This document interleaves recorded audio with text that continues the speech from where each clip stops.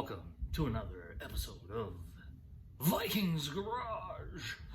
So I haven't even bothered looking. I don't know if anybody out there has been showing you guys how to change the cabin air filter on your S2000.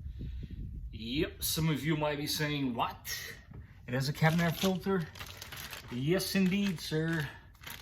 You have a cabin air filter in this car, which I didn't know either, but I found out when I was doing the engine swap and I took the cowl off. So to take this cowl off, you typically, when your normal S1000 would have a piece of trim, which mine didn't have, so I had to purchase one.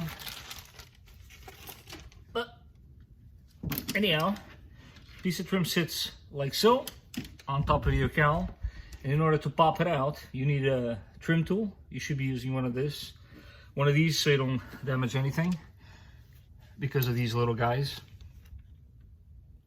So you can pop those guys out. So once you pop that out of the way, you can now easily lift your cowl.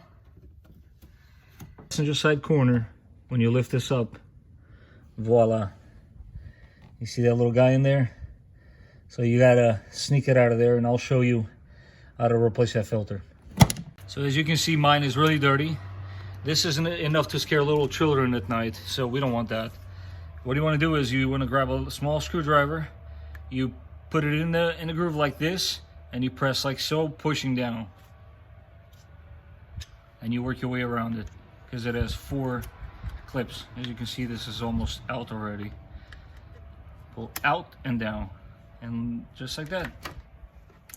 Old one out, new one goes exactly same way, just the opposite. This is my first time doing this, guys, and as you can see, I suck at it. No, seriously, it's not that bad. Am I putting this the wrong way? Nope. See? Snaps into place. And voila. Nice and easy. New, old. Once that's said and done, just put your weather strip back into place. Should be nice and easy.